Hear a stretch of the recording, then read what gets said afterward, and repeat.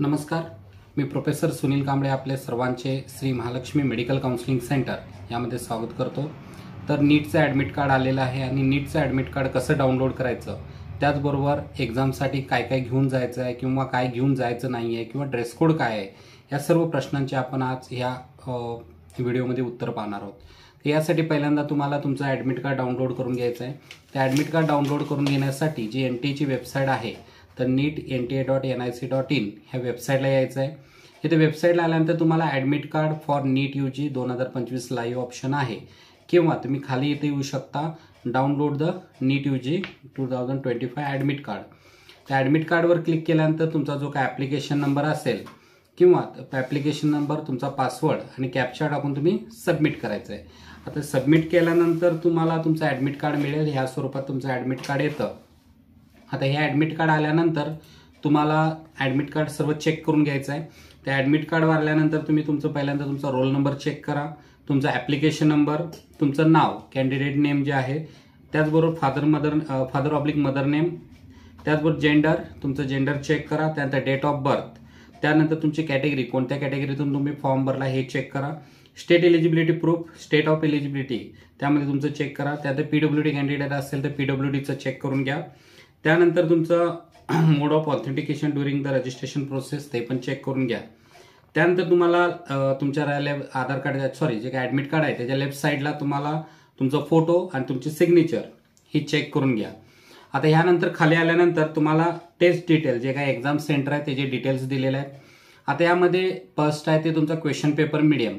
आता question paper medium तुम्ही check करा की कोणत्या ह्याच्यामध्ये दिलेलं आहे ते चेक करून घ्या। त्यानंतर डेट ऑफ एक्झामिनेशन, की डेट ऑफ एक्झामिनेशन 4 मे 2025 आहे। त्यानंतर reporting and entry time of the centre, तर यामध्ये तुम्हाला 11 AM चं टायमिंग दिलेलं आहे। तुम्हाला जे काय कॉलेज तिथं बोलवलेलं आहे एक्झाम सेंटरला ते तुम्हाला 11 वाजता बोलवलेलं आहे। त्यानंतर गेटचा जो क्लोजिंग टायमिंग आहे तो 1:30 वाजता आहे। त्यानंतर टायमिंग ऑफ एक्झामिनेशन हे 2 ते 5 आहे। त्यानंतर test centre number, test centre name, जे काय एक्झाम सेंटर असेल, आणि त्याचबरोबर तुमचं टेस्ट सेंटरचा ॲड्रेस हे सर्व दिलेलं आहे। आता हे ॲड्रेस दिलेले आहे, तर एक्झाम आपली 4 तारखेला आहे, तर 4 तारखेला जाऊ नका, तर एक दिवस आधी जाऊन तुम्ही तुमचं एक्झाम सेंटर पाहून घ्या, किती आहे, किती जवळ आहे, किती लांब आहे, किंवा आपल्याला किती वाजता घरून निघावं लागेल किंवा आपण किती वाजता पोहोचू शकेल। तर यासाठी एक्झाम सेंटर एक दिवस आधी जाऊन बघून घ्या, जेणेकरून कुठल्याही पद्धतीची चूक होणार नाही। तर ह्यासाठी तुमचं जे काय ॲड्रेस आहे ते सर्व चेक करा। आता हे झालं तुमचं सेल्फ डिक्लेरेशन। तर आता इथं 11 वाजता सांगितलं, तर 11च्या आधीच 1 तास तुम्ही जावा, 1 ते 2 तास, 9-10 वाजता तुम्ही एक्झाम सेंटरला पोहोचण्याचा प्रयत्न करा, कारण भरपूर मुलं असतात, ट्रॅफिक असतं। तर ट्रॅफिकमुळे कुठलाही विद्यार्थी वेळेअभावी न पोहोचल्यामुळे एक्झाम न देऊ नये असे बरेच केसेस दरवर्षी घडत असतात। तर माझं वैयक्तिक सजेशन आहे की जे काही गव्हर्नमेंटनं टायमिंग दिलेले आहेत ते गव्हर्नमेंटचे टायमिंग तुम्ही फॉलो करा। आता हे दिल्यानंतर तुम्हाला खाली सेल्फ डिक्लेरेशन दिलेलं आहे। सेल्फ डिक्लेरेशनमध्ये तुम्ही तुमचं नाव चेक करा, त्यानंतर तुमचं वडिलांचं नाव किंवा त्याचबरोबर ॲड्रेस हे सर्व दिलेलं आहे। त्यानंतर तुम्हाला खाली 3 बॉक्स दिलेले आहेत। तर या 3 बॉक्सवर जर तुम्ही लक्ष दिलं तर फर्स्ट आहे तो कॅन्डिडेट्स फोटो। आता हा जो फोटो आहे हा तुमचा, ह्याला आपण पासपोर्ट साईज फोटो म्हणतो। हा फोटो कुठला लागणार आहे, जो तुम्ही ॲप्लिकेशनवर जो दिलेला आहे, जो फॉर्म भरताना तोच फोटो लागणार आहे। त्याचबरोबर एक एक्स्ट्रा फोटो तुमच्या बरोबर ठेवा, कारण अटेंडन्स शीटसाठी सुद्धा एक फोटो लागतो। तर तुम्हाला पासपोर्ट साईज फोटो आहेत हे तुमच्यावर 1 ते 2 एक्स्ट्रा ठेवा, जेणेकरून इथं एक लागेल तुम्हाला, सेल्फ डिक्लेरेशनच्या इथे एक लागेल, आणि त्याचबरोबर तुम्हाला अटेंडन्ससाठी एक्झाम सेंटरमध्ये पण आतमध्ये पण लागेल। त्यानंतर तुमचे लेफ्ट हँड थंब असेल, जे काय थंब पॅड तुमच्या बरोबर ठेवा, कारण तुम्ही सकाळी लवकर एक्झामला जाणार आहात, तर एखादं थंब पॅड तुमच्या बरोबर ठेवा, आणि जेणेकरून तिथं तुम्ही थंब करू शकता। आता त्यानंतर तुमचं कॅन्डिडेट जे सिग्नेचर आहे ती तुम्हाला आतमध्ये जे एक्झाम सेंटर आहे तिथं तुम्हाला द्यायची आहे।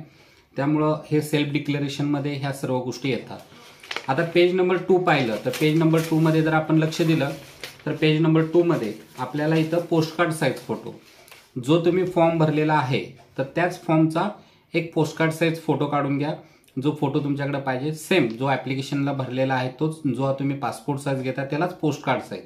आता पोस्टकार्डची साईज किती असते तर 4x6।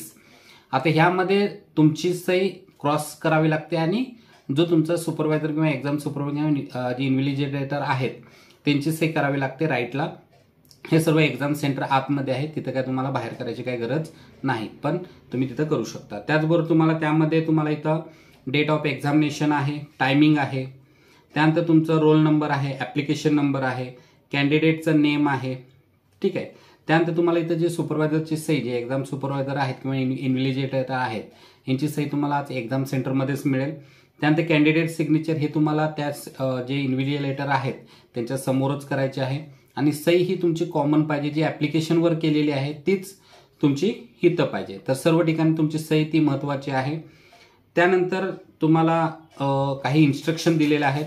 तर पेज नंबर 3 आला तर इन्स्ट्रक्शन दिलेले आहेत. त्या इन्स्ट्रक्शन्समध्ये तुम्ही जर पाहिलं तर फर्स्ट आपण जसं पाहिलं तर त्यामध्ये सेंटर डिटेल्स आणि सेल्फ डिक्लेरेशन तुम्हाला सांगितलेलं आहे. सेकंड नंबर पेजवर तुम्हाला जे पोस्ट कार्ड साईज फोटो आहे त्याबद्दल माहिती दिलेली आहे. आणि थर्डमध्ये तुम्हाला इम्पॉर्टंट इन्स्ट्रक्शन फॉर कॅन्डिडेट. आता ह्यामध्ये बरेच विद्यार्थ्यांना एक्झामला काय घेऊन जायचं माहिती नसतं.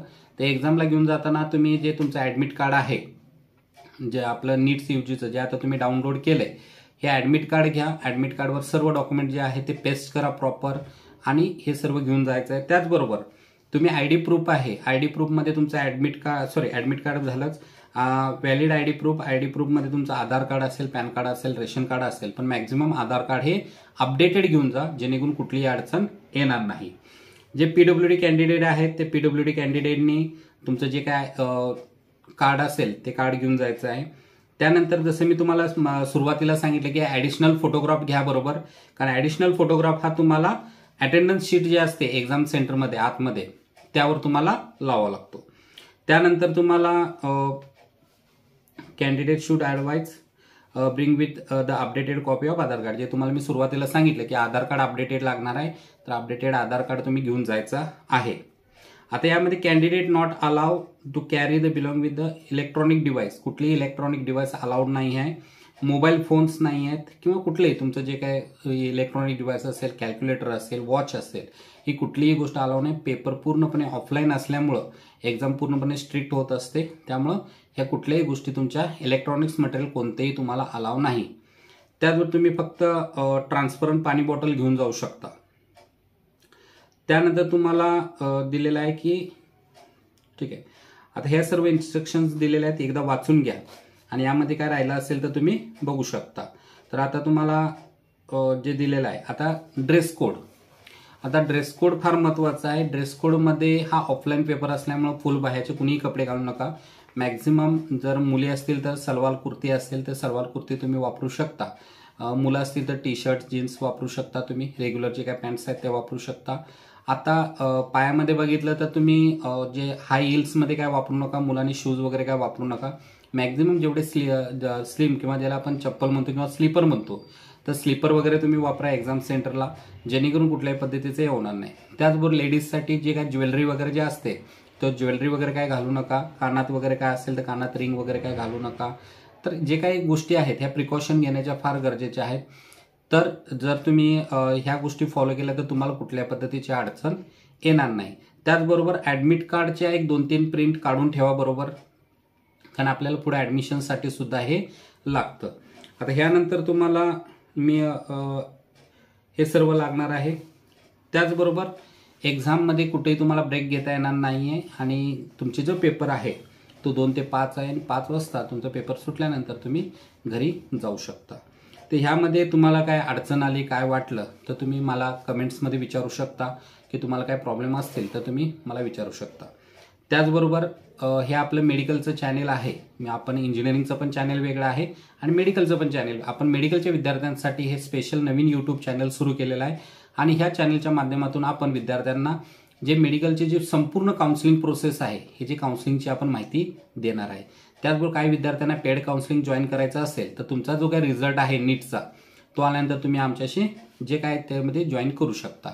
आता यामध्ये तुम्हाला जर आमच्याशी संपर्क करायचा असेल तर व्हॉट्सअप ग्रुपची लिंक आपण तुम्हाला डिस्क्रिप्शनमध्ये दिलेली आहे, तर त्या माध्यमातूनही तुम्ही ग्रुप जॉईन करू शकता.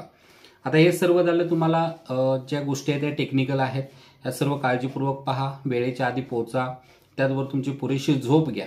ह्या सर्व गोष्टी झाल्यानंतर सर्वात महत्त्वाचे येते ते तुम्हाला सर्वांना एक्झामसाठी बेस्ट ऑफ लक. वेळेचं नियोजन करा. पेपर लेंदी आहे, 720 मार्काचा आहे. तर ह्या सर्व गोष्टी तुम्ही काळजीपूर्वक फॉलो करा. आणि जास्तीत जास्त मार्क पाडण्याचा प्रयत्न करा। त्याचबरोबर काय तुम्हाला अडचण आली असेल तर तुम्ही कमेंट्समध्ये विचारू शकता आणि त्याचे शक्य जेवढे असेल तेवढे आपण तुम्हाला उत्तर देण्याचा प्रयत्न करू। धन्यवाद। भेटू पुढील व्हिडिओमध्ये अशाच महत्त्वपूर्ण माहिती बरोबर। चॅनेलला नवीन आला असाल तर चॅनेलला सबस्क्राईब करा, तसेच आपल्या फ्रेंड्स आणि रिलेटिव्हजना हा व्हिडिओ शेअर करा। धन्यवाद। थँक्यू। भेटू पुढील व्हिडिओमध्ये। धन्यवाद।